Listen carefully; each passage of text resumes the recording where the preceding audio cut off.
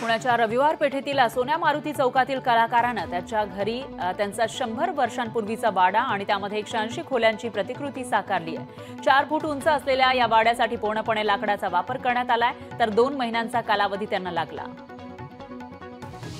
यवतमाळच्या मुळावा इथल्या पाठक कुटुंबियांनी घरगुती गणेशापुढे गावाची प्रतिकृती साकारली। रेणुका मातेचं मंदिर, पैनगंगा नदी, गुरं, शेतातील पिकं असा अद्भुत देखावा त्यांनी साकारला।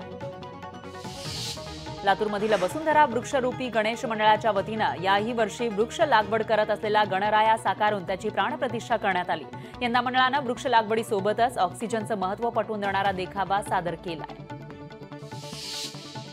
चंद्रपूर शहरातील सिव्हिल लाईन गणेश मंडळाचं यंदा 46वे वर्ष आहे। त्यांनी यावर्षी पंढरपूरचा देखावा साकारलाय। भव्य गणेश मूर्ती स्थापनेनं नागरिकांना अनोखं दर्शन घडलेलं आहे, तर अगदी नामदेव पायरीपासून ते विष्णू मंदिरापर्यंत सर्व स्थानांचे दर्शन या गणेश मंडळानं करून दिलंय।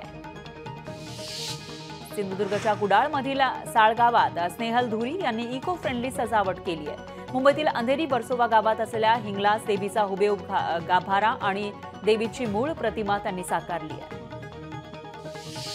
वर्ध्याच्या तळेगाव इथल्या राजस्थान रॉयल्स अकॅडमीमध्ये चक्क क्रिकेटपटूच्या साहित्यासह गणेशाची प्राणप्रतिष्ठा करण्यात आली आहे। राजस्थान रॉयल्सच्या या अकॅडमीमध्ये आगळ्या वेगळ्या श्री गणेशाला पाहण्यासाठी क्रिकेटपटू आणि नागरिकांची गर्दी होतीये।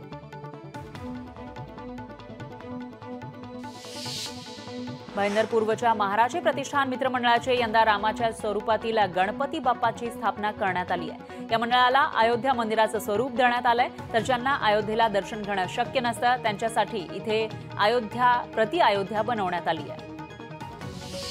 भिवंडी शहरातील धामणकर नाका मित्रमंडळाकडून पश्चिम बंगालच्या मायापुरीमधील इस्कॉन चंद्रोदय मंदिराचा हुबेहूब देखावा साकारण्यात आलाय। या मंदिराची उंची 120 फूट आहे, तर हा देखावा कापड, बांबू, लाकूड आणि रस्सी याचा वापर करून पर्यावरणपूरक अशा पद्धतीनं साकारलाय।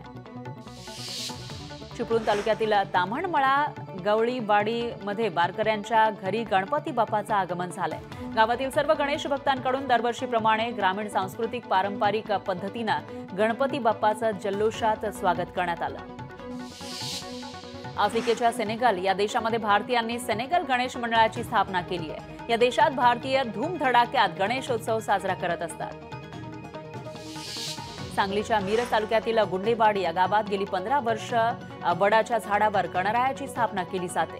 गणेशोत्सव साजरा करताना जागा नसल्यानं झाडं न तोडता झाडावरच गणपती स्थापना करून इथं इंधन आणि कार्यक्रमासाठी लागणारी वृक्षतोड न करण्याचा संदेश यातून देण्यात आलाय। मालेगाव संगमेश्वर इथल्या नवनाथ प्रतिष्ठान मंडळानं 41,000 मॅक्रम बॉलच्या सहाय्यानं बाप्पाची मूर्ती साकारली आहे। ही मूर्ती मालेगावचं विशेष आकर्षण ठरतीये।